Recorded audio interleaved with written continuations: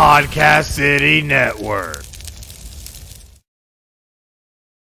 Listener discretion is advised. It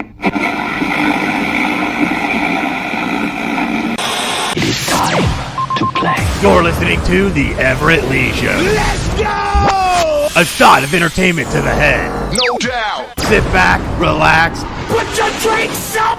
and enjoy the entertainment. Okay. Now we come to the payoff. Let's rock.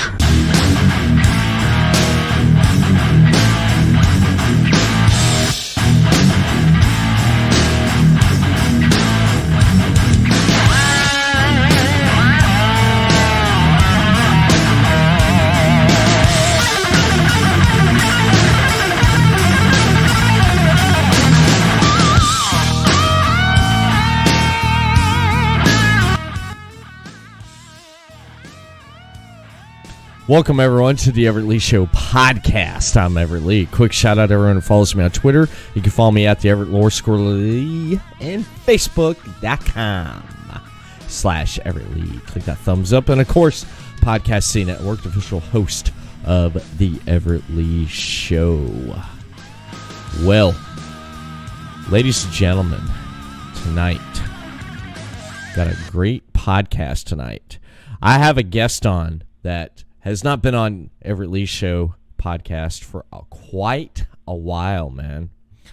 I want to give a nice warm welcome to the host of Wrestle Popcast and Robyn Nilsson Presents Files 13. I want to welcome back to the podcast after a long hiatus away, Robyn Nilsson. What's up, man? Hey, it's a pleasure to be on, man. It's been a long time. I've just been a busy guy. I know. You are busy. You are busy. I'll tell you one thing that makes you real busy is all the guests you got coming on, that comes on for Wrestle Popcast and Files 13. It's crazy, man, because during the week I'm sitting there looking at Podcast City Network. I'm working on my show. I'm working on everyone's show, getting social media out there, updated website, and looking at all the content coming in for podcastcity.net, and then here you come, boom, you hand me an episode, and then an hour later, boom, another episode. You throw 3 on my lap in one night. Sometimes, man, it's like, damn. Oh my gosh, that is so crazy, man. I'm just getting guests after guests, man. Shoot, maybe I should take a little break for a while since I've interviewed over 295 guests. Is that how many guests you have? Because I never really seen you count or have a count on episodes and stuff. I was just wondering. I was going to ask you one day and say, hey, how many podcasts? I looked at it.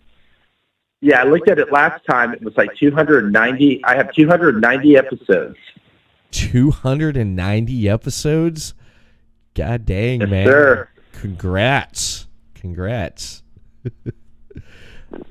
That is. I know it's just amazing, and I know I keep on giving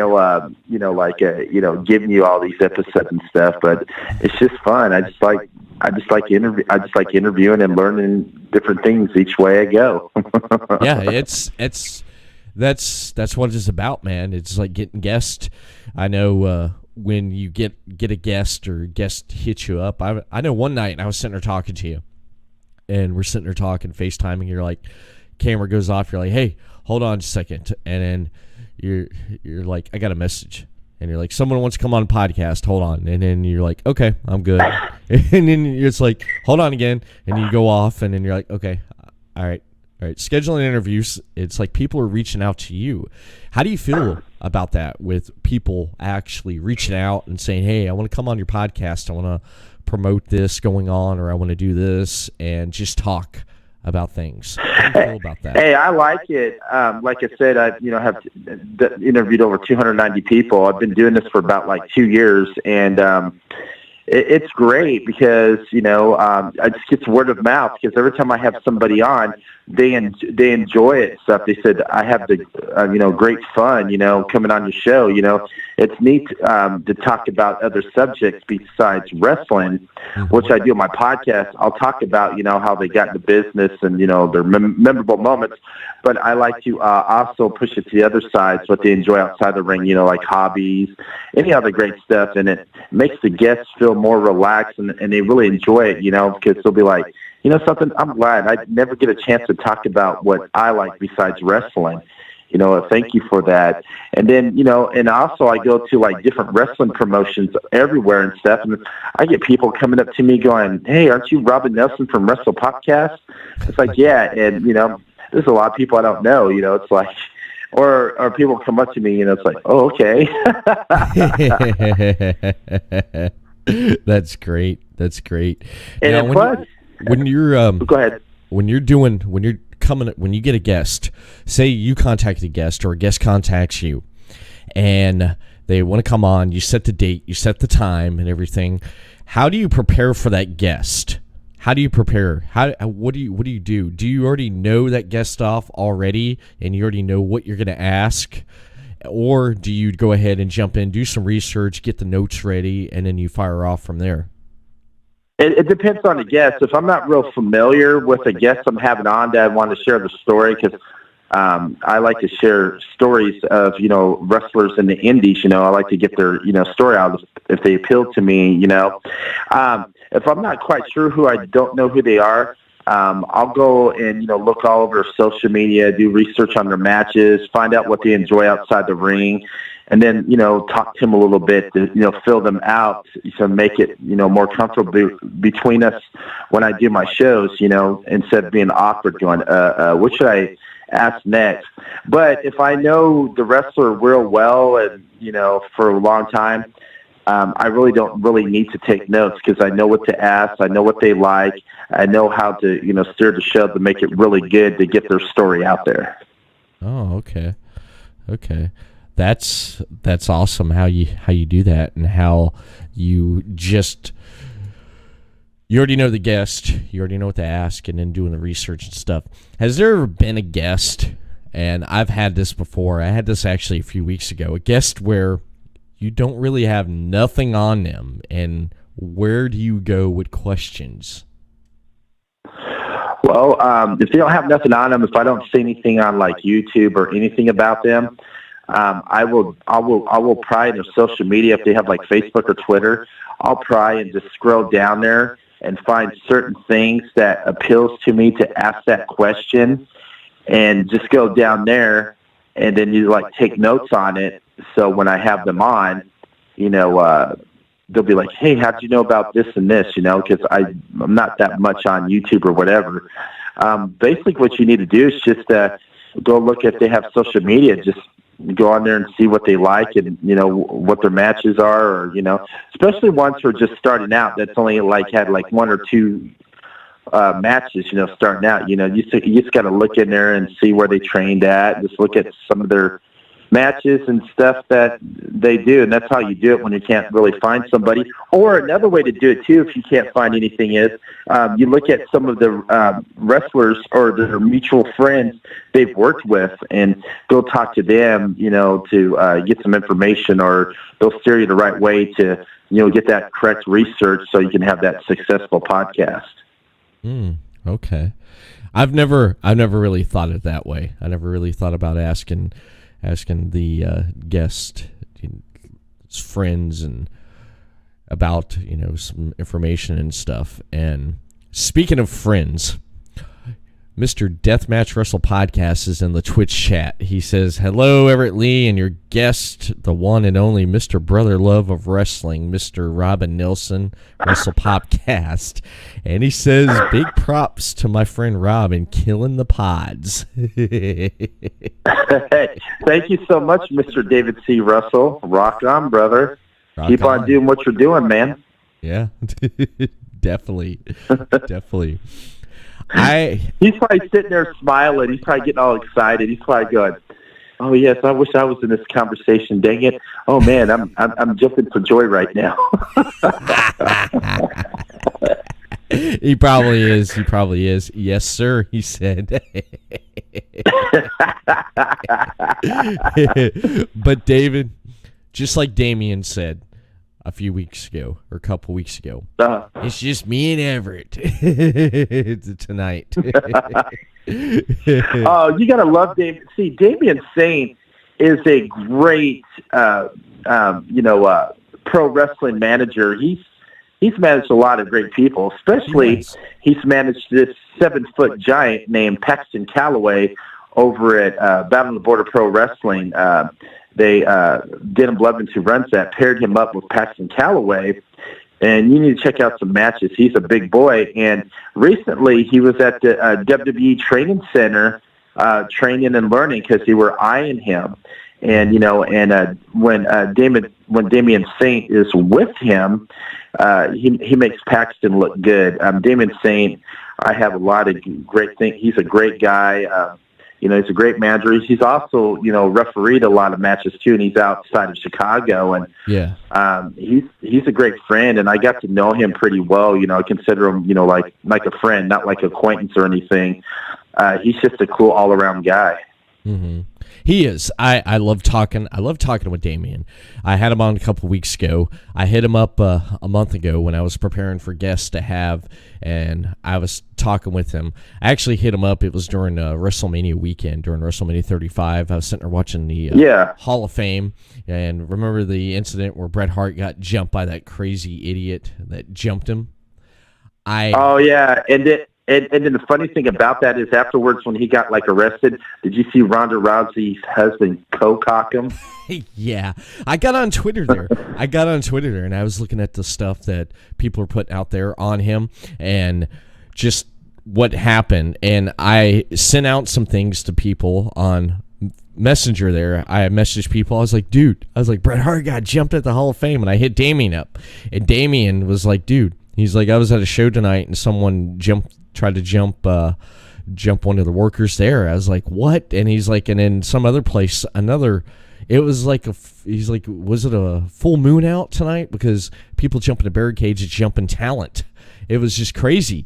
And so I was talking with Damien, and I asked him, I was like, haven't had you on my podcast one-on-one. I know you've did Deleted Wrestling Podcast, and you've done ELS Uncut. I was like, why don't you come on Everett Lee's show? We'll just, shoot shit. And he said, yeah, book it.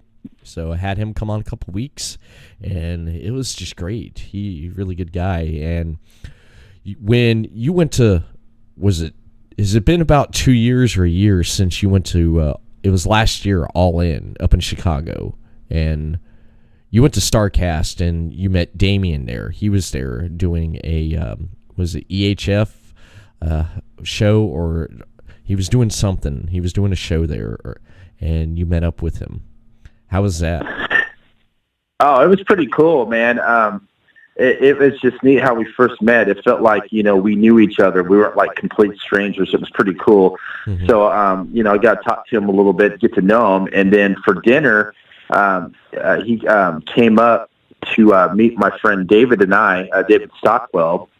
And he met us at the Tilted Kilt for dinner with him and his wife, and we had a great conversation. Eating dinner and stuff. It was a blast. Finally meet Damien. Yeah. And then after that, I just talked to him on social media or called him. And then when I found out he was going to be part of Battle on the Border, that got really cool. So nice. Every time he's because he's part of Battle on the Border now. But every time he comes up there, we shoot the shit. That's cool. That's cool. He's a good guy. I love talking with him. I love just everything he does. And I was teasing about how I couldn't find really nothing on wrestling on his social media when he was using that anonymous message app thing. It filled up his whole timeline. And I even mentioned on the podcast, I said, dude, I was trying to look up some stuff on you, and all I seen was anonymous said, and he explained that, which is trip, which is like the new thing. I'm assuming that people use now. But wasn't he, when you cut the famous promo with Tony Schiavone there at StarCast. Damien, was he there with you at StarCast too, or because he mentioned some things? He mentioned how you should do the promo where you could go up and do promos with Tony Schiavone, and you did like a whole 180, but it turned out like fucking fantastic, man. Oh, it was great. He told me that. Him and David both told me that. I kind of slipped in Wrestle Podcast as well, and Tony Schiavone really said Wrestle Podcast on it as well, which was pretty cool. And I like to thank Damien and David for that. And the cool thing is, on Tony Schiavone's podcast, he picked out his favorite 4 promo interviews he did with the people at StarCast, and me and David were one of the 4. And he played our promo interviews on his podcast live. And the thing about it is, me and David didn't know about that. So one of my friends called me saying, "Hey, Rob, you're on Tony Schiavone's podcast." And I was like, "No, I'm not. I saw him at StarCast, but I'm not on this. I'm not on this." He goes, "Go listen to it." And boom, he played my promo, me doing it with him, and David's promo as well. Which was pretty cool. And then from there, David and I went to Nashville to the NWA 70th anniversary show, and we bumped into Tony again, and Tony totally remembered us, man. It was pretty cool. That is awesome, man. That is cool. That is cool. What do he say? What did he say to you when you ran into him again? Oh, he said, "Hey, that's Robyn, the man with no gimmick." Damn. That's great. that's And he was standing there with Jim Cornette, and Jim Cornette was just like rolling his eyes. It was hilarious. That's great. That's great. Oh, I met Cornette. I met Jim Cornette back in July. It was around, or June. It was June of last year. That wrestling event came to Orlando, and I was listening to Cornette's podcast, and Cornette said, "If you want a chance to see me in the state of Florida, I'm going to be at this event, and this is the only event I'm going to be at in Florida for this year." I had to go. Yeah. I had to go. I was supposed to have a friend of mine go with me, but he ended up not going because he had to work. And I sitting there, my wife bought the ticket and photo op already and didn't tell me until the last minute. And I was like, I got to go. So I drove down the highway to hell, I-4 to Orlando, through Orlando. Thank God for GPS. I got there, found a place to park, got in, and went down, and it seemed like forever in this hotel where they were having at this hotel or place. And eventually I got down to where it was at, and when I walked in there, I was like, wow, this is great. And then I walked over and seen Cornette and talked with him for a minute, and I was wearing a Jimmy Hart shirt because of Jimmy Hart's Bar and Grill that's here in Daytona, or actually was in Daytona. It's not here anymore. He relocated over to Tampa, and I was talking with Jim and stuff, and then viewing right now on the live stream, you can see behind me I got a Jim Cornette figure, and I got his autograph. The figure, the funny thing about the figure is, I don't know if I ever told you about it, there was a guy there selling merchandise, and Cornette's figure, the one that's on the wall right behind me, was just sitting right there. I said to the guy, I said, "You got a Jim Cornette figure, let me look at that." And I'm looking at it, and I was like, "No one's bought this?" The guy's like, "No." I said, "Jim Cornette's standing 3 feet right there." "Really?" I said, "That's crazy." I said, "How much you want for this?" And so I bought it, and I went over there, and I bugged Cornette again, and he signed it for me, which was pretty awesome, man. And how is it when, I know when you go to a lot of wrestling events and you go to like fan convention, you know, for like wrestling, and when you meet wrestlers like Cornette in that same caliber, or just, you know, like workers and stuff, how is it for you when you meet them? I know it has to be all good, right? Oh yeah, it's very good. When I go, I've done podcasting at different shows. I do like Heroes and Legends up in Fort Wayne, Indiana every year. Mm-hmm. And when I go out and meet these wrestlers, I mean, if I have a table and podcasting and interviewing, I'm straightly professional. I mean, I want to mark out like any other guy and be a fan. I mean, everybody's a wrestling fan. You can be a pro wrestler and be a fan of another wrestler, but me, I'm always professional when I'm doing my podcast, and I don't show an ounce of markedness. But if I'm there as like a regular fan, I'll mark out, but I won't let them know. I just treat them like a normal person, like I'm talking to on the street, like how we're talking right now. Right. And that's how you do it. And then I have indie wrestlers, that been on my show and all that, and they see me at these different events, and they'll come up and say hi to me. And I've built a lot of great friendships with some of these wrestlers as well, and I've made some friends with some, bigger names as well, I got their, phone numbers, and, we talk once in a while and stuff, but, I never give out their numbers to anybody, but, I've got a lot of numbers. But speaking of Jim Cornette, David was with me, and we interviewed him at Heroes and Legends last year. The funniest videos ever. At first, it started off, he was ragging on Donald Trump, and I was sitting there rolling my eyes and go, "This is," my mind's like, I don't want to talk political. He was just ribbing on Donald Trump, and then finally after he got done, David was asking some questions, and then and I asked him some questions, and then he looked at me what I was wearing. He's like, "Hey, where'd you get that outfit at? Did you grab that out of a dumpster from a soup kitchen?" Yeah, I remember that. That video was great, man. Yeah. He said, "Yeah, where'd you get the outfit at? Yeah, from a soup kitchen. From dumpster behind a soup kitchen." And then, what did he say to you? Oh, he was ripping on me and David, and it was so hard not to laugh. I was interviewing. I was holding the microphone, but I was so laughing so hard I didn't hold it the right way. He goes, "That's not how you hold the microphone to interview somebody. You do it like this." Yeah, and he took it and he just went off. That was great. That was great. Getting a promo cut on you by Jim Cornette, that's actually an honor. If you get a promo cut on you by Cornette, that's an honor basically, because he's a legend. He's a freaking legend. Oh, heck yeah, he is, man.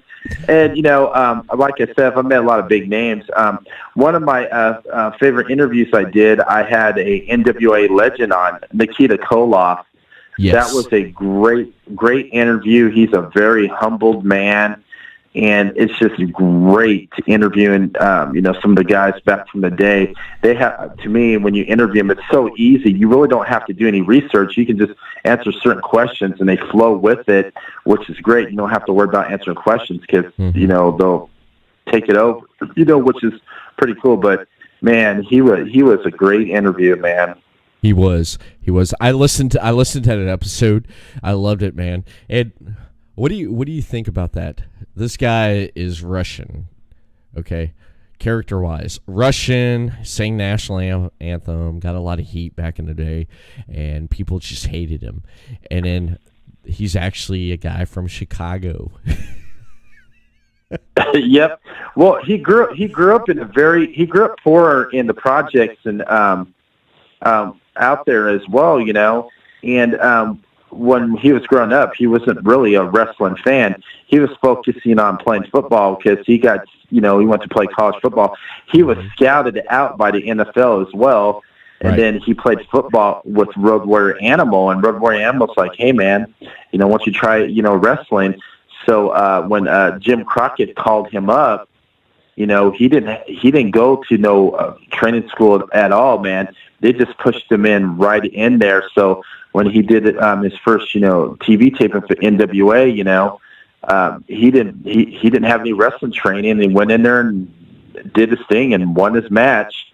And speaking of the Russian accent, he had a story back, like in the 80s, where they went to go wrestle wrestle in Kuwait, and the Russian ambassador thought he was like really legit Russian and wanted him to stay at the Russian embassy. So, he almost got in trouble. So he had to tell me it wasn't really Russian. Well, the ambassador was like, "You need to take the CCP and everything off." And he's like, "Okay." So when he was wrestling Sergeant Slaughter at the time, he goes, "You know what was so messed up, Rob?" And I was like, "What's that?" He goes, "You know what's sitting in the front row? It was that same Russian ambassador and his wife."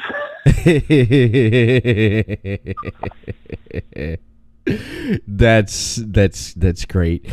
Yeah, that was crazy right there when he brought up that story right there, because you didn't think something like that would happen, Or another story he talked about too. He was in the running with Dolph Lundgren for the role of Ivan Drago for Rocky IV. Yeah, and he tested with Stallone as well as Dolph Lundgren. And Nikita had everything perfect, what Stallone said, but they decided to go for Dolph Lundgren. Yeah, because didn't he say it was because it's just Nikita he looked like he could destroy Stallone, and was something like that, and he was taller than Stallone, wasn't he? Because Stallone's tall, but Nikita. No, he's not really tall. No, Stallone uses he has like little stilts on his shoes to make him look taller. He's a short guy. Oh, okay. I didn't know that. I didn't know that, but he towered him. But that podcast right there was just freaking great. I love that. And that was out of three, my top favorite 3 podcasts that you've done in the last. What's that? 2 years. Number 3 would be Nikita Koloff right there. Number 2 would be Hillbilly Jim when he sang for you. Oh, yeah. Oh, that was great. Hillbilly Jim sang for me. He sang a song from Creed. Yeah. Did you know Hillbilly Jim may be a wrestler, but he's a big, lover of music, especially rock and all that. And, he has a satellite show on Outlaw Country on, Sirius XM. And he has a whole, guitar collection and stuff, Besides wrestling, he's also a talented musician. And then on live on my show, he busted out one of his guitars and played a Cream song for me. And then after that, he sang his theme song entrance to me as well. How do you... What the hell was going through your mind? Because in your mind, I know you figured, okay, this is how it's going to go tonight. I'm going to ask him questions. I'm going to ask him about his career, ask him how he started, and then get into talking about some other things. And then all of a sudden, when you mentioned he's a fan of music and he plays, he's like, "Oh yeah, want to hear a song?" And all of a sudden, here he's playing. What the hell was going through your mind when he busts out the guitar and started jamming right there on your show? I was completely speechless. Completely speechless. I think I would be too. Was that like the first guest that's ever like pulled out a guitar and say, "Hey, I'm going to play a song," and then start just playing? Yeah, it was. Oh, it was the first. It was great. And then, when I have like ring announcers on, I'll have them, go on their ring announcement and announce me, which is pretty cool too. And what was the other interview besides Hillbilly and Nikita? You said there was like 3. There's 3. My top favorite one was when you had Coco Beware on. I love that. Oh gosh, that was great. That was great. He was so fun. He got like really deep into his, life growing up and everything. Oh yeah, that one was definitely a fun episode too. You gotta love some Coco Beware. And speaking of podcasts, I had a podcast last night with a guy named Rapid Delivery Roy Fox. And remember back in the 90s when they did those MTV True Life on Be a Professional Wrestler? Yes. I was going to ask you about that, but go ahead. Yeah, Roy Fox was the guy they focused on, where he drove to Cincinnati to get trained by Les Thatcher over at the HWA, the Heartland Wrestling Association, where there's been a lot of big names that came out there, like Dean Ambrose, Eli Drake, Braxton Sutter, Sammy Callahan, Dave and Jake Chris, Kelly Klein, just a bunch of great names came out of that.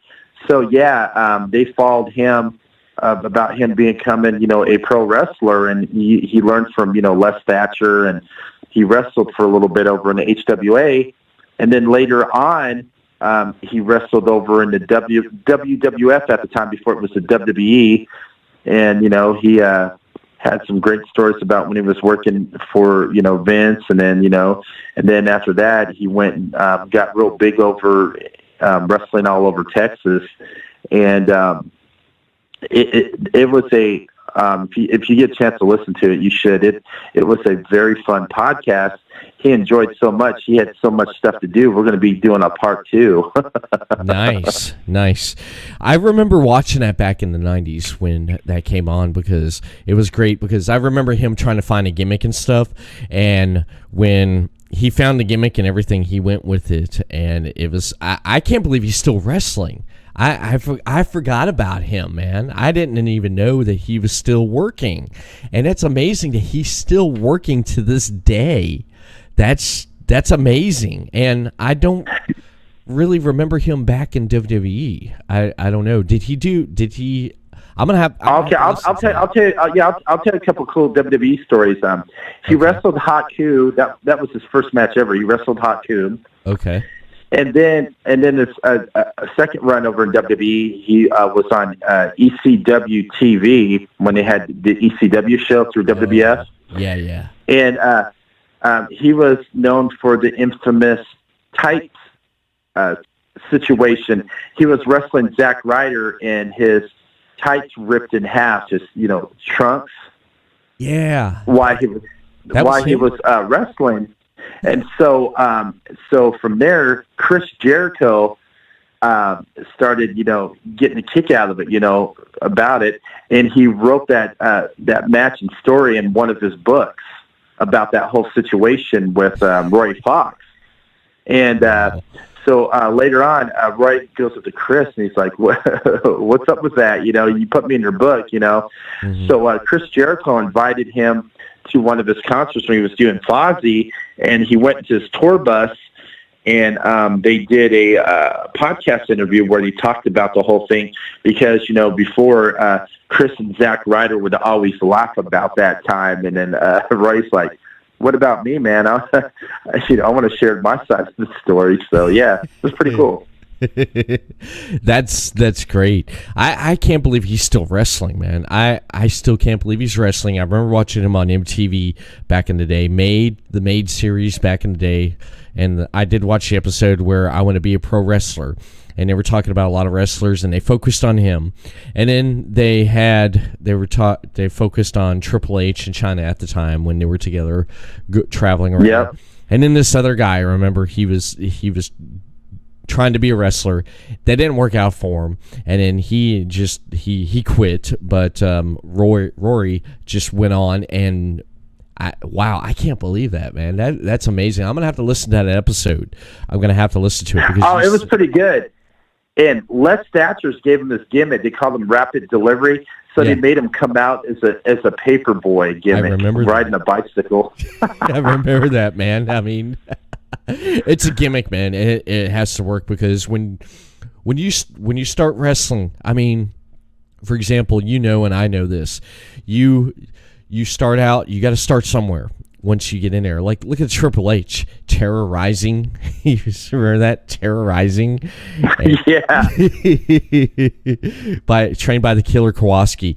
You're terrorizing, terrorizing, and he's like terrorizing that like that. And then what is it? Dustin Reynolds, Dustin Rhodes. He was the natural Dustin Rhodes, and look, he became Goldust.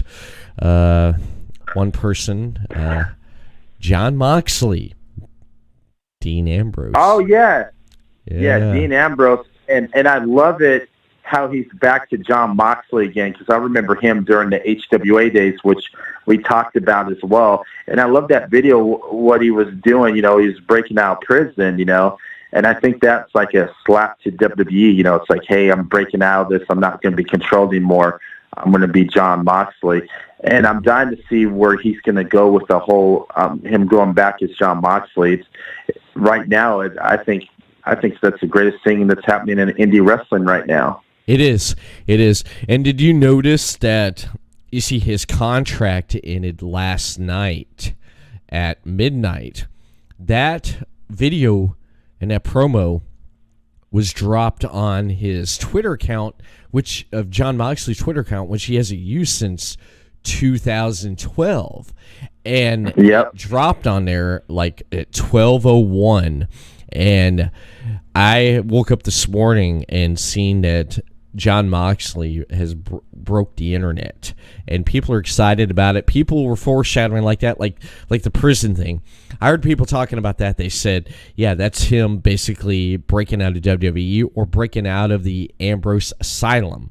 Then there's, like the foreshadow of like the, on the wall where you see like the numbers of like days. Yeah, they were teasing the numbers and the date for Double or Nothing for All Elite Wrestling. Yeah.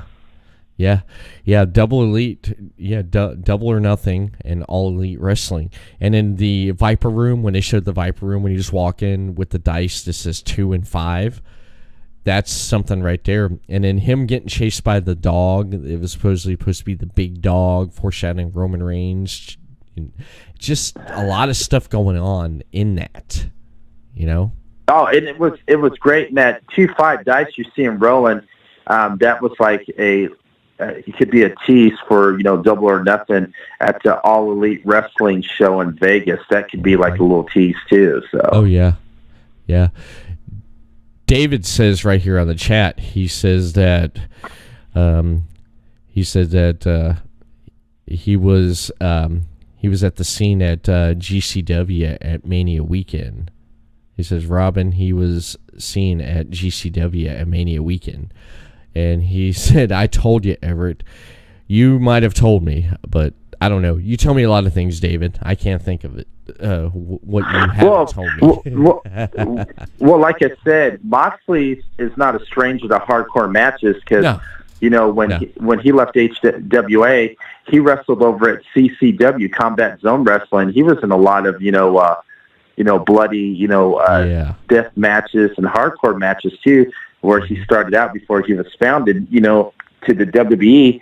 And so that's kind of neat him if he was there at GCW or Game Changer Wrestling, which is another, hardcore death match promotion too. But they also have regular wrestling matches as well.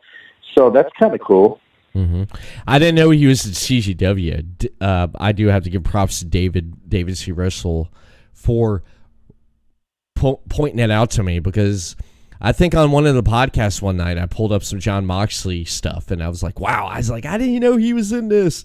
And David was like, yeah, dude, he was in CCW, man. I was like, wow, he was their champion. I thought that was amazing. What do you think he will go and show up at AEW? Do you think he will? What do you think, man? I don't know, man. It's really hard to say. We just don't know what he's going to do. I mean, who knows what he's going to do in the Indies? He may just be saying, hey, I'm coming back. Maybe he's going to do a run. Maybe he's going to take a little sabbatical for a little bit, relax. Who knows what he's going to do? We really don't know what, Moxley's going to do. We'll just have to find out. Mm-hmm. And one thing about him, okay, now he let his contract run out. And a lot of people don't realize this. He let his contract run out where basically he didn't fall under that WWE no-compete clause of getting released or getting fired. Yeah. So he can do whatever. Like at 12 on May 1st, 12:01, he can have a match any place. Long as you don't use the name Dean Ambrose. and that's Yeah. fine. You know, like if he got released or fired, then he has to wait 90 days and then go back, and then after 90 days he's allowed to compete. But I am looking forward. I think he will end up in AEW. He may do a run-in. He may stay in the Indies, like you said. He may stay in the Indies. He may go to Game Changer Wrestling. That'd be great. Him doing something to Game Changer Wrestling, show up at AEW, do a run-in, do something, do an angle, and then leave. And then you don't hear nothing from him for like a while, and then he comes back and does something. And then I hear people talking about, oh, it's WWE just letting him. They're letting him. He's still with them. He's gonna become John Moxley. Okay, now dumbass that said this, and people that say this. Okay, if he comes out as John Moxley in WWE, they're still gonna holler at him as Dean Ambrose. What? Yeah, that's stupid. Yeah. Right? Well, another thing about this, WWE wouldn't do that type of, crazy video like that where he's all bloodied up and doing all that crazy stuff, because they're focusing on more of a lighter tone. Because if they went back and tried to do the Attitude Era, it wouldn't be as good how it was back in the day. I agree with you right there. I definitely agree with you right there. And one thing that gets me about this, about John Moxley, is that this video and this promo on his Twitter account was shot really good, like really professionally. It was shot excellent. He must have shot this ahead of time. He must have shot this months or weeks ahead of time, and knew at 12:01 midnight on May 1st, he was a free man, free agent. He's going to put this out. He knew, because what gets me is when I'm watching Raw and when Ambrose was on there, when John Moxley, Ambrose was on there, and then Corey Graves making the smart remarks to Renee Young. It's like, what's he gonna do now? He don't have a plan. If he leaves, he don't decide to stay. And Renee's like, oh yeah, he does have a plan, because they're talking to him. Vince or some idiot's talking to him. In the back, they're talking in their ear and just saying that just to nag and just rib Renee about it. Like, he ain't gonna do nothing. He don't have no plan. And Renee's like, yeah, Renee knows what her husband's doing, right? I mean, come on. Of course. Come on. They're married. And speaking of, Moxley as well, he was at the Cauliflower Alley Club in Vegas, giving the award to his best friend, Cody Hawk, who got the Trainers Award. And Cody Hawk, trained, Moxley, and Cody Hawk, has been around the wrestling business for a long time. He's wrestled everywhere. He's wrestled in WWF as well, but he's trained some big names. Besides Moxley, he's trained Braxton Sutter. He's trained Eli Drake, Sami Callihan. He's managed a lot of great big names that have made names for themselves. He has, and I've had, and you've had on students of his. I've had, and you've had on Hardcore Heather Owens, Shauna Reed. I've had her on. You've had her on, and that's your favorite wrestler, Shauna Reed.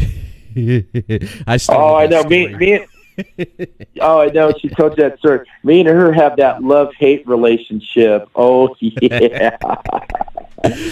Yeah, when I had her on, man, you told me you were giving me some good some info and stuff, because I hit you up and I said, hey, I'm gonna have Shauna Reed on, and you hit me right up, and I loved how you mentioned, you gave me some extra notes and said, mention this, talk about that, which really helped. And when I brought your name up, it was funny. that was great. And speaking of, Go ahead. No, go ahead. I was going to say, speaking of Shauna Reed, I love that video where she got in the ring there and you didn't know it was her, and she did that DDT, and then she pulled off the hoodie and the mask, and it was her, and she took off like a bat out of hell out of the ring. Oh yeah, she DDT'd Militant Mark Magnum. He is part of the Code. It's the Code versus FGW. Future Great Wrestling is a great promotion over here in Cincinnati, Ohio, right, which is run by Brian and Cody Hawk. And it's a great promotion on Friday nights. They got a huge following. They have like over 300 fans that come every Friday to go watch their show. It's a good time. If you ever get a chance, just check out Future Great Wrestling in Cincinnati, Ohio. Yeah, Future Great Wrestling. I know there for a while they were having a problem because you were putting stuff up, and I helped you when you put the thing out about Future Great Wrestling. That was messed up, but I'm glad everything turned out. But what happened? What was the deal with that? Okay, well, Brian wanted to do a show and over in Hamilton, Ohio, which is outside of Cincinnati, Ohio. And there's like the senior citizen community, which is right across right by the sports complex where they were going to have FGW. And these senior citizens were getting all freaked out, going, "Oh no, it's wrestling fans!" Wrestling fans are just a bunch of rednecks. They like to fight and beat up in the parking lot. They're going to come over to our community and rob us or ruin the deer trail or this and this and all that. So they got Brian and Future Great Wrestling, and they had to go to the city and Hamilton board, to get the wrestling. So and plus, Future Great Wrestling got a lot of media, which helped too. Local news was sharing it, newspapers, and they gave them a 90-day trial period, and they had like a cop there, off-duty cop to make sure, everything's going good. Right. So they had 90 days. So they did their thing for 90 days. There was no trouble or anything, and the seniors at the community, didn't have no problems. The cop who was, security and saying, "I really don't need to be here because there's no riffraff or no trouble going on, so why should I, be here, And then, not too long ago, they went back for the second meeting, and they all supported Future Great Wrestling in Hamilton. So they're off their 90-day probation period. Now they got their full shows. Now everything's all cool. That's great. I'm so glad that worked out. I'm so glad everything worked out, and they got their shows, and they're able to put on great entertainment and stuff. Has any of the senior citizens creeped on over there to check out and see what was going on? Yeah, actually, there's a few that came that really enjoyed the show. The show's real great. It's like old school. It has a storyline like back in the 80s. A lot of in-ring psychology, good storylines. Right. And it's also fun for the whole family. You can bring your kids and everything too. So yeah. That's great. That's great. Now with WrestlePopcast, you like talking about the paranormal with Files 13. Now, what's been some of the most interesting guests you've had on Files 13? Ooh, I had my one favorite one is I had Andrea Perrin on. She was one of the kids who grew up in that haunted farmhouse that they based the film The Conjuring off of. And when I interviewed her, she said when they did the movie, it was like far-fetched. It was not really how it happened. Right. So she wrote three books on it, and they're going to get ready to do an accurate movie on there. And she told some stories, all that crazy going on, what happened, during their stay in that farmhouse where her father was completely possessed. They always saw weird stuff, and every time she left, that house would always attract her to come back. And there's some of the stories she got into. It was really hard for her because it was hard for her to talk. She cried a little bit too, man, when she was sharing her story about living in that farmhouse that was based off The Conjuring. Yeah. That's when you dropped that episode to me to put Yeah. on the website. I was like, "Are you kidding me?" I was like, he's talking with the lady who actually lived there. I was like, "This is great." And you got a lot of. And when I put that out there for you, when I promoted it for Podcasting Network, a lot of people loved it, man. A lot of people loved it. I'm sure you got a lot of plays on that, didn't you? Oh, I got a lot of downloads on there, man. Oh, okay. Downloads. Hey, that's even better. Yeah, That's and even then better, man. That's even yeah, better. and then I had another guest on where Zach Baggins and all of them, and a lot of big celebrities and big paranormal investigators went to this guy's house where he lived on a catty corner from where Sharon Tate was murdered by the Manson clan right there. Uh-huh. And that was, he said, Sharon, the ghost of Sharon Tate would frequently haunt him. His house is so haunted as well. He's got a lot of paranormal activity. Just like it's like a giant paranormal magnet right there where he's attracting everything. Jeez. And he's used to living there in that house. He says there's a lot of messed up stuff going on. And yeah. And, his house is right, down the street from where Sharon Tate was murdered. Right. Yeah, that was messed up, the whole Sharon Tate thing. And because Manson was going back after, what the hell? The drummer from the Beach Boys that lived there in that house. Brian, I think it was... Brian Wilson. It's Brian Wilson, yeah. Yeah, he went back there. And basically he thought Brian Wilson still lived there. But it was Sharon Tate. And then his crazy cult followers went in there and killed everyone, man. And that was crazy. Messed up because they murdered her and when she was pregnant, for Pete's sakes. Yeah, that was messed up. It was just a messed up situation. It definitely was.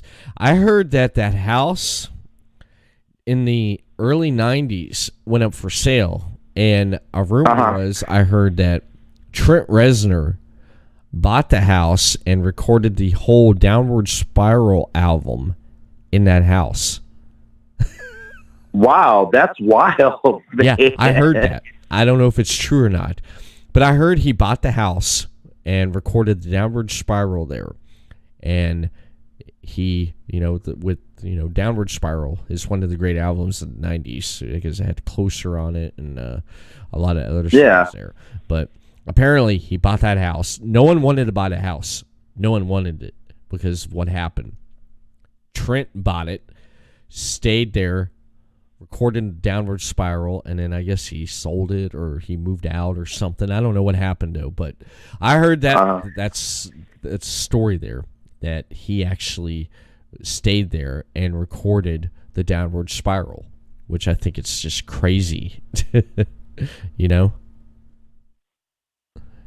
That is just yeah, crazy. Yeah, that's why that album turned out like the way it did. So who knows? He's out there too, but he makes great music. He makes great music. He does. He's like that unique artist. Mm-hmm. He is. He's just a great artist. Now, besides wrestling, doing a Wrestle podcast. Besides doing the paranormal activity, you and me, we have a lot of things in common. And one of the things we have in common is we like comic book movies. We love comic book movies. And I'm going to say this right now to the viewers viewing right now. If you have not seen Avengers Endgame, please click off. And when the audio version of this podcast comes out, there's going to be a point where you can fast forward it. But if you don't care, fuck it. We're going to talk about Avengers Endgame. What? Yeah, let's talk about that. Yeah, I saw that opening night on Thursday night, and that place was sold out. Man, it was like a madhouse. You saw it Thursday night. And what did you think? No, I saw it Thursday night at 6:00 at night. Oh, okay. And so, what did you think about it? How all the movie theater websites, movie tickets, Fandango, all of them crashed because everybody wanted to buy those Avenger Endgame tickets. God dang. I thought that was crazy because I knew, because the hype for a whole year, people's been waiting for this movie to come out. They've been waiting because after the events at the end of Infinity War, people are like, where are they going to go? And I loved how they marketed this movie. With the trailers, you know something's going to happen. Not too much is given away. Perfect. You actually had to go see this movie. Okay?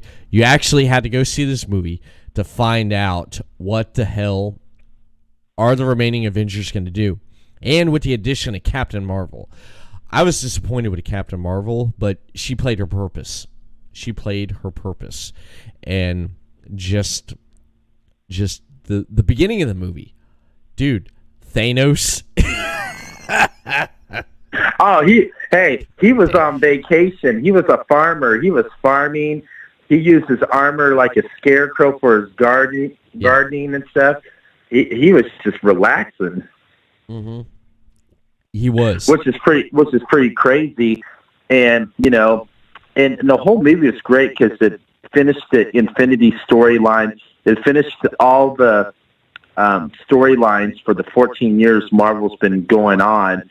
And I love how they connected all the stories and finally, ended it for that phase, which was pretty cool. Yeah, the 6 Avengers, Hulk, Thor, Captain America, Guardians, Iron Man, Hawkeye, Scarlet, Black Widow. They all basically got their story concluded there. Okay, their story got concluded, and what about that twist with Black Widow?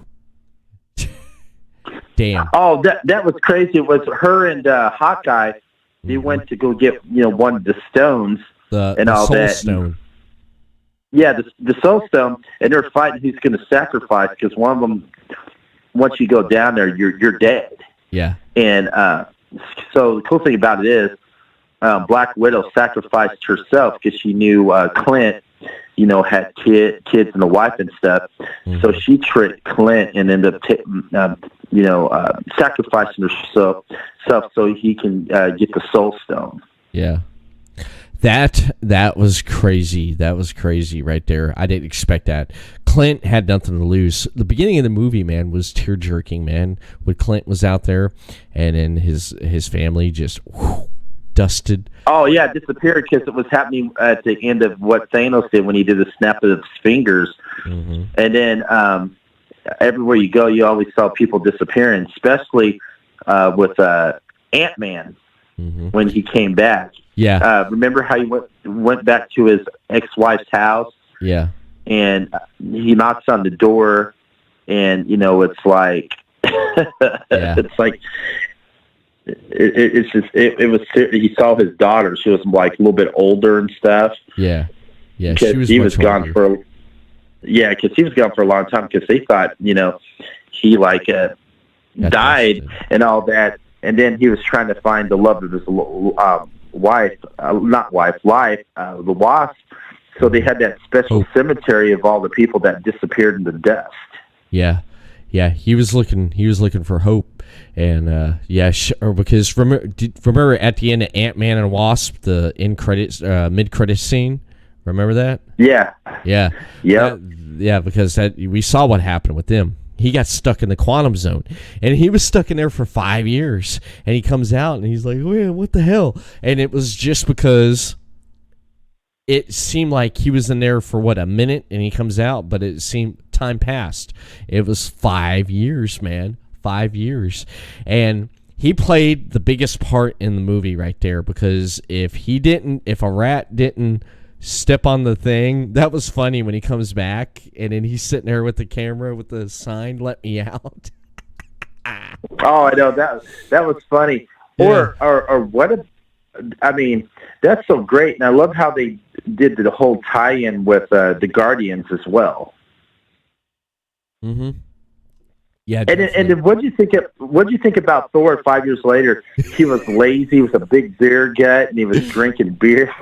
Yeah, he had the Jeff Bridges thing going on, man. The big Lebowski. Lebowski. He had the big Lebowski robe, and he had the beard, the glasses.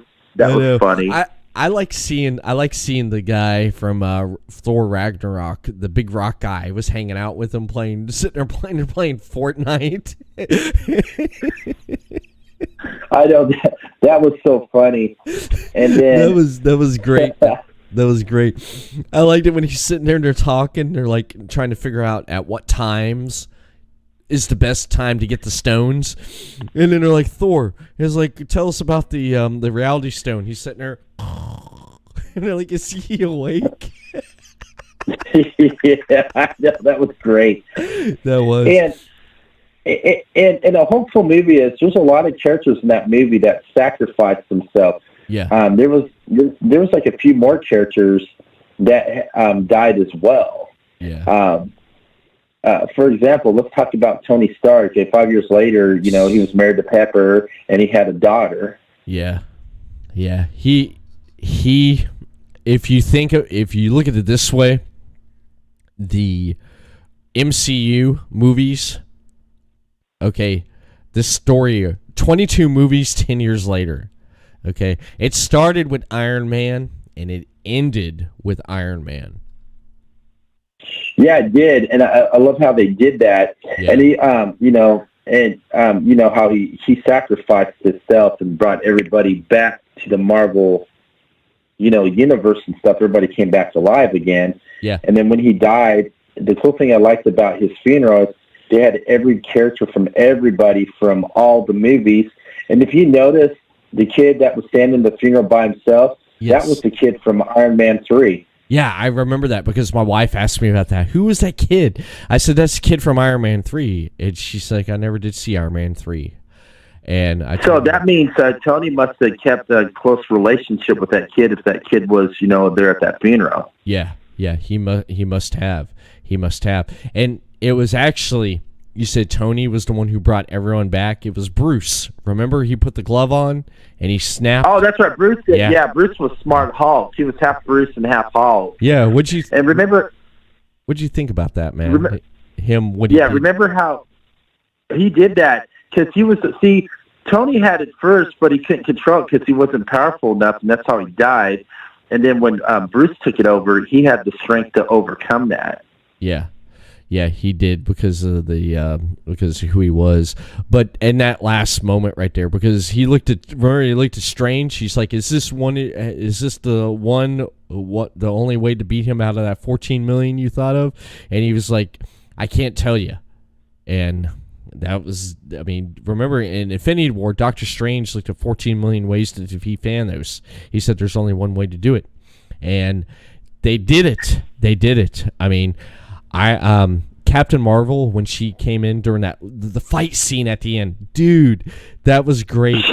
The theater, tell me when you went and seen it, when Thor, Captain America, and Iron Man was fighting the 2014 Thanos after he came through, when they're sitting there fighting, and when they're getting their butts kicked, and Thor, he got his original hammer back, and he has Storm. Yeah, Mjolnir. And wasn't it cool when Captain America picked it up and Thor goes, I knew he was worthy. Yes. And then Captain America was using it on Thanos. That everybody in that whole theater cheered really loud. It felt like the theater was shaking when that part came. Same with me, man. Same with me when I was at the theater. As soon as the hammer lifted up, and I was like, what the hell? All of a sudden, boom, and it was him, and he called it back, and I forget the line he said, though. And, yeah, when Thor said that was just freaking great. I loved how he's throwing the shield and hammer back and forth at the same time against Thanos. That was great, man. That was freaking. And remember how they brought everybody back from the Marvel Universe? I love how they made that little teaser where you saw all the women heroes together, which they were giving you a tease that there's going to be a female Avengers movie. Mm-hmm. Yeah. And another thing that gave me a tearjerker was the part where Peter went up to Tony and gave him that hug. Because Tony really loved Peter Parker like his son. Yeah, he did. He loved him like a son. He definitely loved him like a son, and that was a hard part there. I liked when Wanda, Scarlet Witch, came back. Yeah, and she was she was badass. she was pissed, man. She was pissed. And it's like, and Thanos is like, I don't even know what I've done. It is like, oh yeah. But the sad thing about Wanda, she never got her man back, the Vision. He never came back. No. But what I loved about Thanos in this movie was when he saw everything that unfolded that was going to happen, he smiled, and they're like, you die. Nebula and, what the hell's her name? Aurora, I think. You know what I'm talking about from Guardians? Oh, yeah, they went back and all that, and when Thanos, brought back Gamora and all of them, they brought them back, to where it all began. And Gamora, when they did that, it prevented Gamora from, meeting, Star-Lord, Yeah. To that whole movie, she didn't know who he was, and then when Star-Lord finally saw her, she didn't know who he was, and gave him like that knee in the nuts and stuff, and then she just mysteriously disappeared. Yeah. And I like how they teach it for the Guardians of the Galaxy 3. So when Guardians come out, because it's getting ready to be filmed right now. Yeah. When Guardians come out, they're going to go find Gamora. Yeah, of course. Star-Lord. Star-Lord's going to go find the woman he loves. And what I loved was when after Thanos seen everything that was supposed to happen, and they're like, you die, and he's like, it was fulfilled. He embraced it. He's like, this is my destiny. It's like, oh my God. It's like he was Hal and everything, he was supposed to die. He was like, fuck, man. He's like, I did it. All he cared was, he's like, I got the stones, and I did what I was been talking about doing all these years. I did it.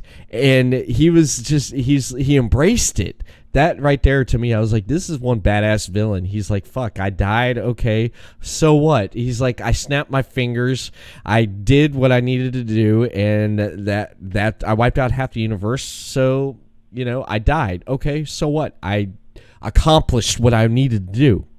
If you look at it that way. So what do you think about it when Steve Rogers grabbed all the stones and went back in time, but he never came back? And I love how you see him back, but he's an older man. He decided to stay back in the 1940s with his love of his life, and he just grew old. I thought that was kind of cool. That was good, and he got to have that dance with her, and when it ended, that was it, and I loved it. Did you heard about at the end of the movie? You hear that clanking of the iron, paying tribute. Yeah, I think that was that was a tribute, because that's all started him making that armor in that cave. Mm-hmm. Yeah. It started there. He made that suit, became Iron Man, and then look where it went, man. Look where it went. It ended with Tony. That was pretty cool. Now, what did you think about Captain Marvel in that movie? Because she held her own. I mean, she did play a part in the movie, but I was telling a friend of mine, and I was telling my wife, I said, Marvel created a powerful character, and if they wanted to, they could have had her come in there and basically, boom, that's it. But they held back because creating someone that powerful, she did hold her own, and she did play a part in taking down Thanos, because if it was for her doing what she did during that last fight, I don't think the Avengers would have had a chance. But she helped out, but in a way I wanted to see more from her. I was expecting more, but I didn't get that. So,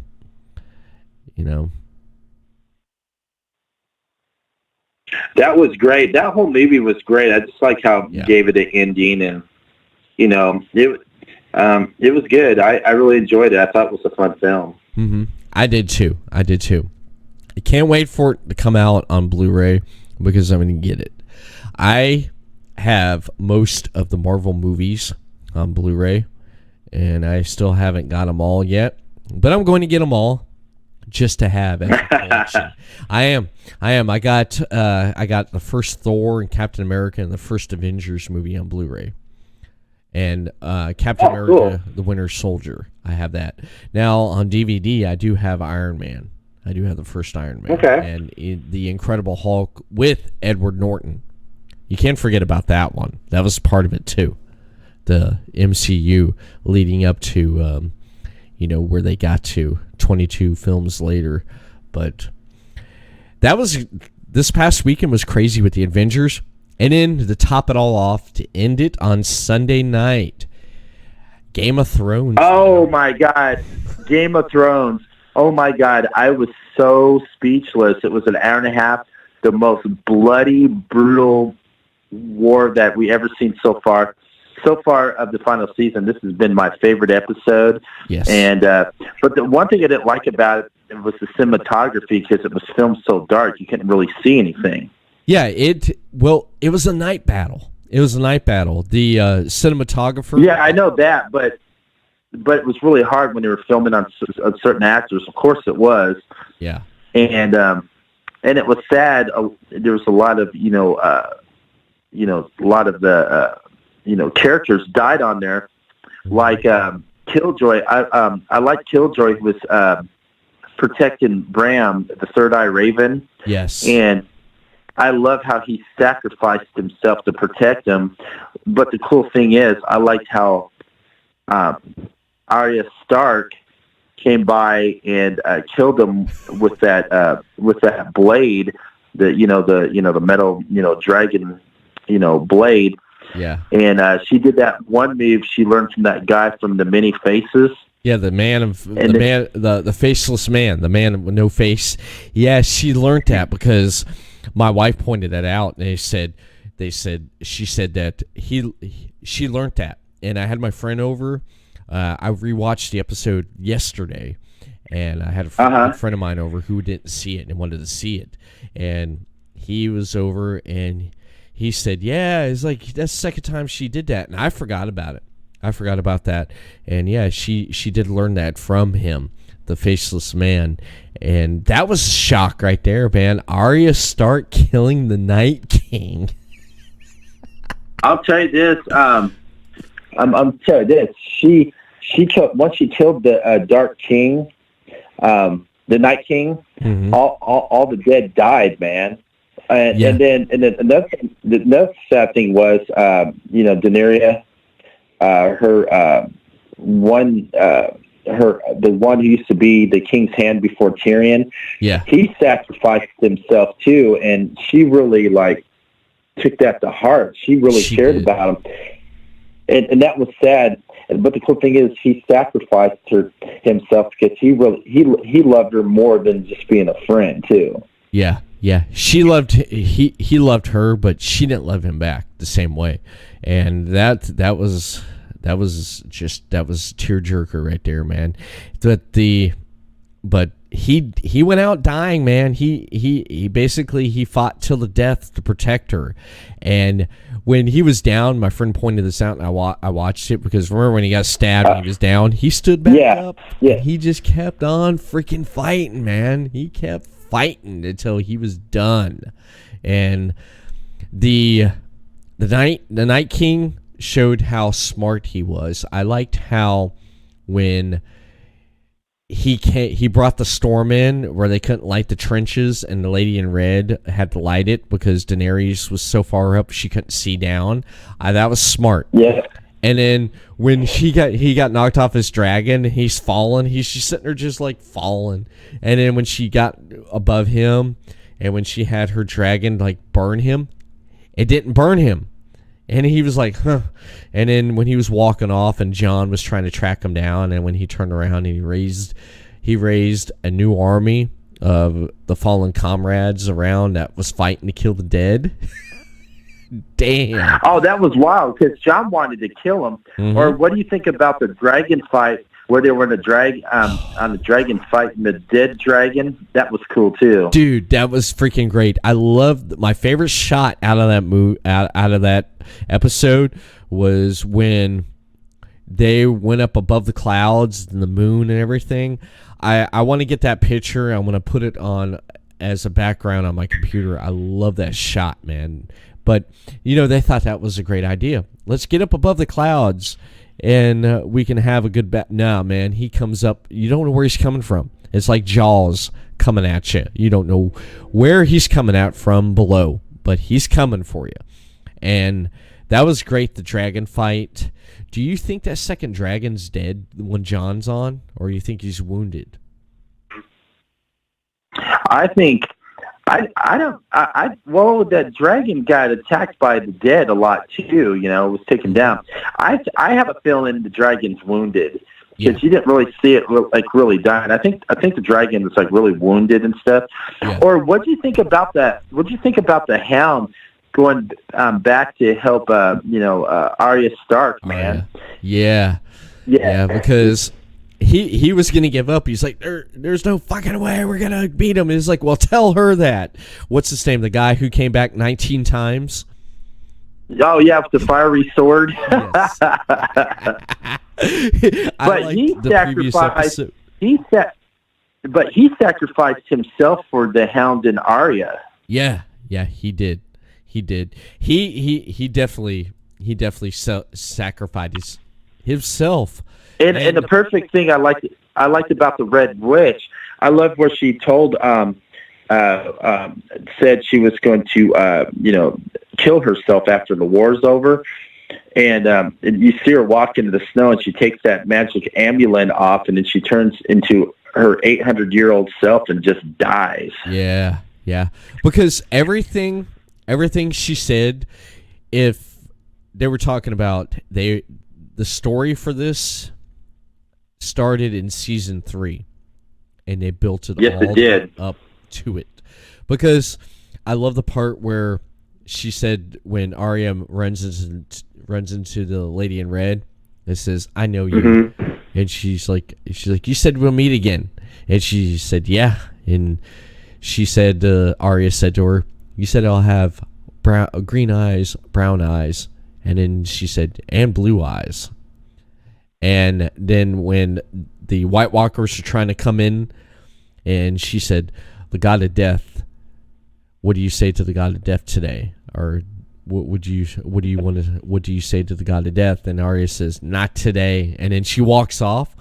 That's great because you forgot about her. Because in that final scene when she jumps out and she stabs the Night King with the Valyrian steel dagger that was given to her by Bran. Think about that. Think about it. And if you think about that too, you know where that dagger came from? It came from Cersei. It was given from Cersei, if I remember correctly. It was given from Cersei. Yeah, it was. It was given from Cersei to Sansa. Sansa gave it to Bran, and then Bran turns around and he gives it to Arya. And apparently Arya knew that the actress who plays her knew that she was going to be the one killing Night King, and she was nervous about it because she said she didn't know how fans would take it. Are they going to take it good that a person her size, a statue, was going to take out the Night King? Because we always thought it was being they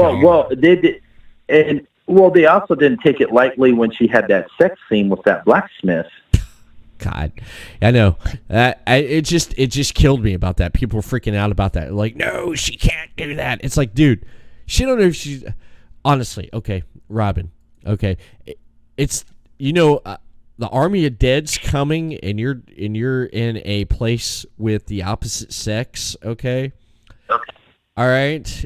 Are you want to have a good time because you don't know if you're going to live tomorrow? Would you do the same thing?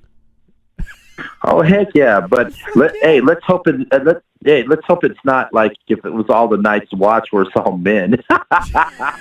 I mean, serious. I would have done the same thing. And people are like, "Oh no!" They're just going. It's like, shut up on Twitter. Shut up. And then like when comicbook.com puts out this article with during the episode, fans are outraged about Game of Thrones. And I'm like, oh, those really? most of those are like clickbaits, man. They are. Comicbook.com now is the TMZ of the geek culture, pop culture, because they basically like to throw shit out there and just that's no one's really talking about, just to have something to talk about. Something small and tiny. I went on Twitter, hashtag Battle of Winterfell. 10 people, or less, about 10 people, like on the article, were complaining. They couldn't see. And comicbook.com made it like everyone was all flipping out about it because they couldn't see the episode. I loved how the cinematographer got on there today and basically said there's contrast on TV. And I have to say, I have 4 settings on my TV. When I watch certain things on my TV, I switch it over to those settings because I could see it better. Okay, I have a setting for when I watch Game of Thrones because when the episode was on, I was like, I couldn't see it because I have a 50-inch flat screen. So I flipped over and I put it on my custom settings. Boom, I could see it. I can see the episode. But comicbook.com, they're like the TMZ now of geekdom. And it's like, come on, man. They used to be good, but now they're just garbage now. Most of those geek websites are now. But sometimes there's some good there's some good stuff, coming up, like movie-wise or comic book-wise, which is good.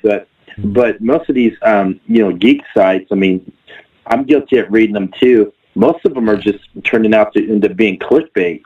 They are, because that's basically what it is. They become like TMZ, like Kim Kardashian's pregnant. You click on the thing, and it's like Kim Kardashian and Kanye West are talking about maybe having a baby. But the headline said... Speaking of comicbook.com, they put another post on. It says, fans can't stop freaking out over that hilarious Captain America scene, the butt scene in Avengers Endgame. Really? Who cares? Who cares? Yeah. It happened once. That was it. I'm not going to be like, I went and seen Avengers Endgame. Captain America butt scene. I'm not. They're idiots. They're idiots now. They got some good articles depending on what they put out there, but other than that, they're just garbage now. They've basically become this watered down website that basically makes you click on stuff. And I guess the person who put up the thing for Game of Thrones, I think they had a midnight deadline. And it was like, you better come up with something. And they're watching Game of Thrones. And I hate... The only time I jump on Twitter, social media, when I'm watching something is in between commercials. I don't sit there with my phone and spend most of my time on my phone tweeting and messaging and posting while the episode's airing because I'm going to miss something. And I will. And I think they must have had a midnight deadline. Natalie, whatever her name was, Natalie Drum, or whatever the fuck her name was, must have had a deadline at midnight, and she's watching Game of Thrones. She got on Twitter and saw 10 people complaining about how dark it is. It's like, ooh, I think that'd be good for a clickbait article. And she puts it out there. It's like, what the hell, man? Yeah, I'm serious. I'm sorry. When I see bullshit, I call bullshit, and that's some bullshit there. And that's the thing. If you look at some of the wrestling websites, they used to be real good as well. Now all of them are just making up stuff, clickbaits, and there's wrestlers that called them out, going, "That's not true." Yeah. Remember last week? I believe it was last week or 2 weeks ago.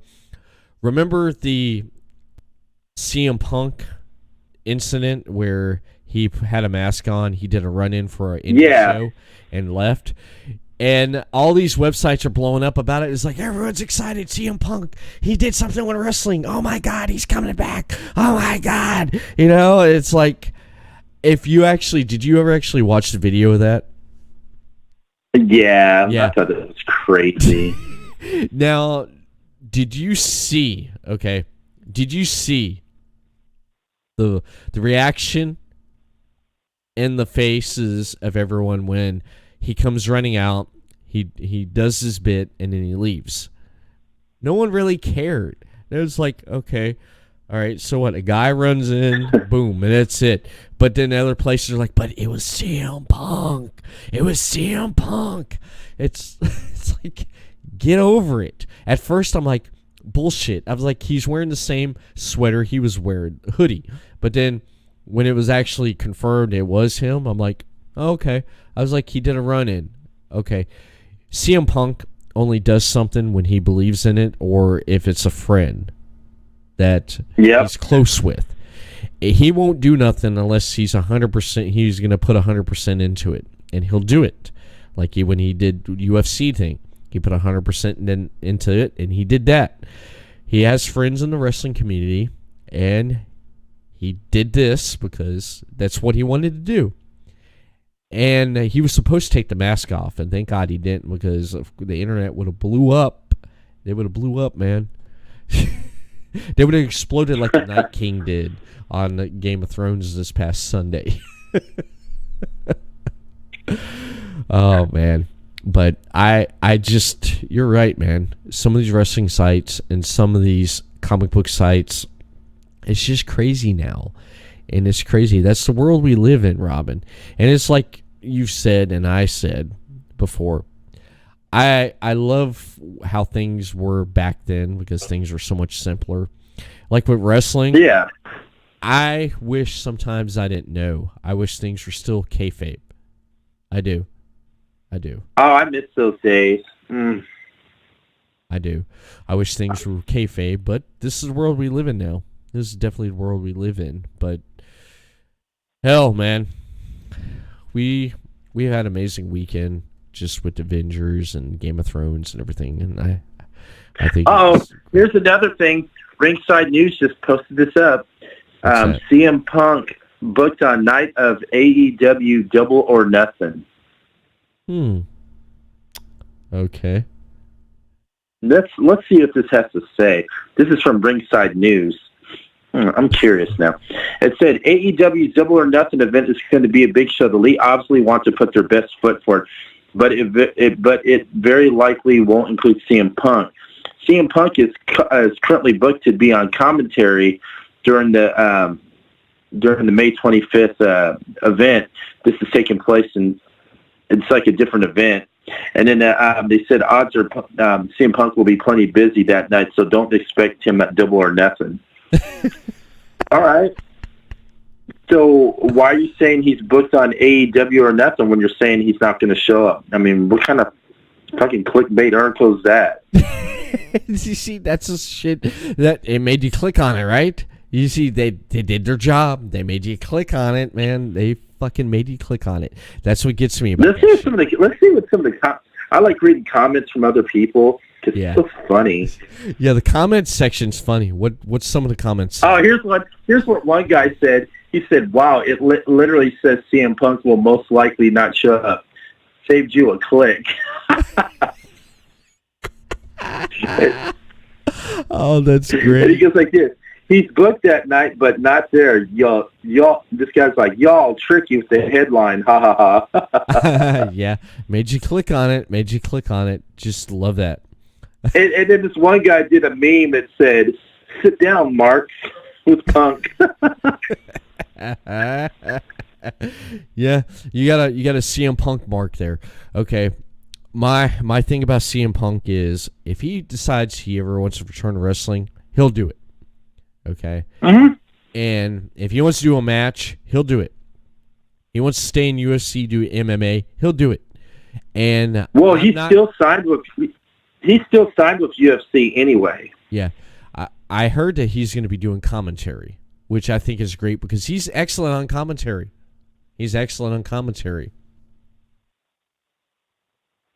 I'd tune in just to hear him talk about fight going on. I definitely would. But I like how they lied about that headline. Oh, he's going to be there, but you read it and said, oh, he won't least likely to be there. Fuck, man. The reason why I hit that was I wanted to make an example. You know how everything is like clickbait nowadays. Mm-hmm. Yeah. Well, yeah, exactly. And perfect example right there. Perfect example, Robyn. Perfect example. Now, speaking of clickbait, well, not clickbait, but if I happened this week or the next couple weeks or next week decide to click on Wrestle Popcast, what should I be expecting in the upcoming weeks or in the future for guests? Oh, woo!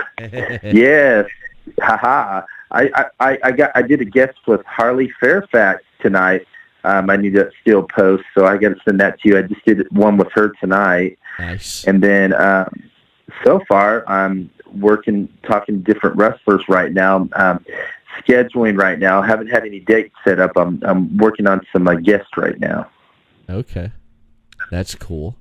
Now, what about Files 13? What anything going on in the paranormal? Because I know you've been doing a lot with Wrestling Popcast, and it's cool to see you mix it up a bit with paranormal and stuff.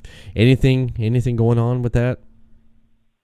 I need to work on that. Yeah, I've been focusing on Wrestle Popcast a lot too. Lately, I used to focus on both of them at the same time, and pop up a lot of episodes for each one. Yeah. Lately, I've just been focused on Wrestle Popcast, and I don't know why. And I do like the paranormal. Don't get me wrong. Mm-hmm. I need to go out and start getting some paranormal guests. Yeah, because when you do Files 13. A lot of people, you get a lot of good feedback on that. You honestly, you get a lot of good feedback on both your shows. Both your shows, you get a lot of feedback. But when I see Files 13, when you do get a feedback on that, I'm like, wow, this is great. And you get a lot of likes and repost and shares. Same thing with Wrestle Podcast. Yeah. And it's great, man, because you're out there and people love you, and you go to a lot of conventions and stuff. I got a slideshow I put up tonight right here, and it has you like with Michael Buffer, got you with the president of KZW, Mr. McGuire, JJ Hurricane, JJ McGuire, and I spoke with him recently. And there's a lot of good things coming from the prez of KZW. A lot of good things coming, especially with streaming and talent and a lot of things to come. You know what I'm talking about, don't you? Oh, yes. And and I'll be, being part of that as their ringside reporter. Yeah, Mr. Robyn Full Nelson. Yeah, I love it. No, it's Robyn Full Full Nelson. Get it right. Okay. Don't put me through a table if I come up to KZW one at one point. if I do, or if Dave alone. or if David C. Russell ever shows up. He's off the chat. He jumped out a few minutes ago. He jumped out. He probably got bored because we were geek talking, because he's not into all that geek stuff. Yeah. He left as soon as I said Avengers. I'm out. Instead of Avengers assemble, Avengers disassemble. He disassembled and left. That is so funny. Yeah, it is. But, dude, I loved having you on tonight and just shooting the shit and just having you on and just talking about wrestling, talking about Avengers, Game of Thrones, which I think is great. What you're doing in KZW, and it's just a great time. Just a great time. Dude, I miss Chris. What? Yeah, I miss Chris. You miss Chris, yeah. Chris Carnage, I mean, he's doing Final Score with Craig. He's been tearing it up. I want to give a shout out and congratulations for Final Score, because not only can you find Final Score now on Spotify, you can find it on Stitcher Radio. They put a post out just yesterday that they're on Stitcher Radio. You started a trend, man, because Wrestle Podcast, you started out, you're on Spreaker. And then what platform, what are the other platforms you're on now that people can hear Wrestle Podcast and Files 13? I can tell you right now, you can follow Wrestle Podcast at Podcast City Network at podcastcity.net, and also Hitting the Marks Network, Spreaker, Spotify, iHeartRadio, iTunes. And you can follow me at Twitter at WPopcast1, and then Facebook at Wrestle Podcast. And you can follow me at YouTube at Robyn Nelson's Wrestle Podcast Paranormal Files 13. Nice. I love it, man. I love it. I love all the platforms. You got them all covered. And yeah, I miss having Chris on and just chatting and talking and stuff. I know at the end of the month, I'm going to be having the KZW United States Champion, the Chris Rose, come on to discuss the Money in the Bank prediction show.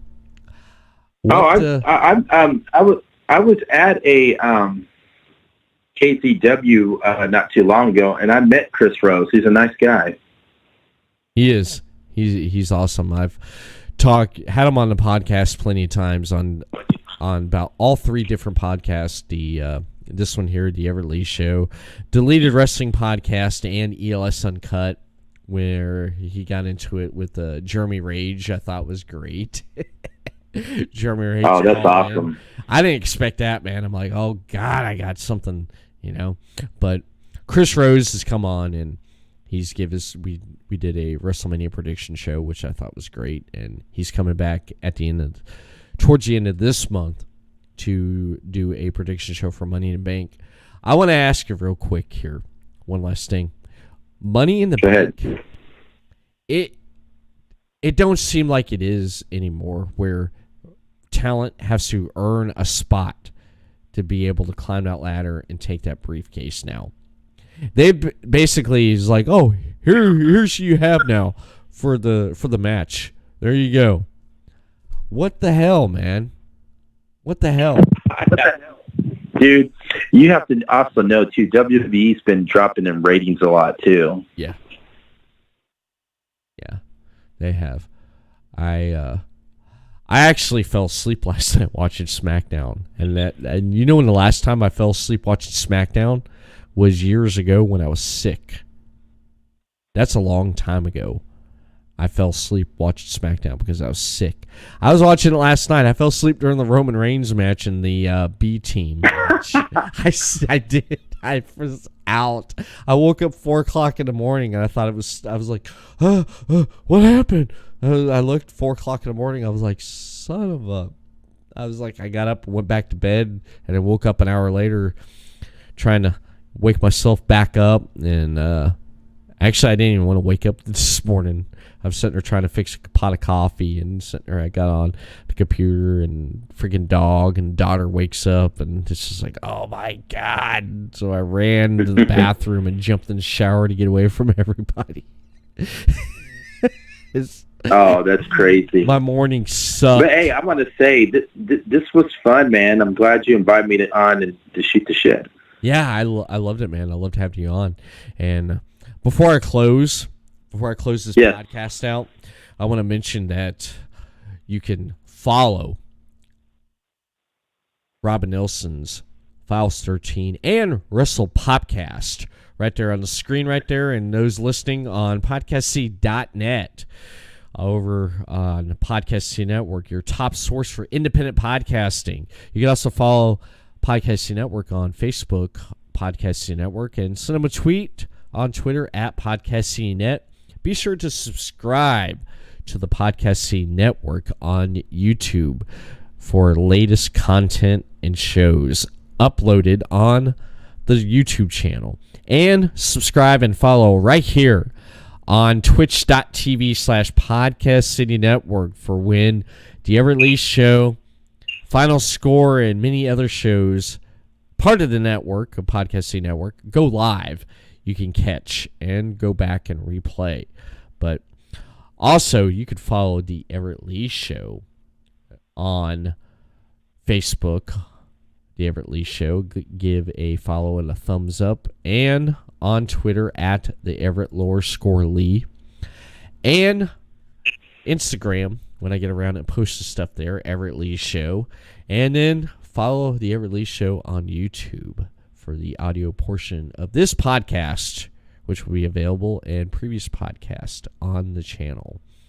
And all I got to say is, Robyn Nilsson, thank you for coming on. We're going to hit the outro music, and we're going to ride out into the sunset. All right. Take care. Good night. All right. Everett Lee signing off. Everyone have a good night and a good week. We'll see you again next week for another episode of the Everett Lee Show. Peace. All right, man. You take care.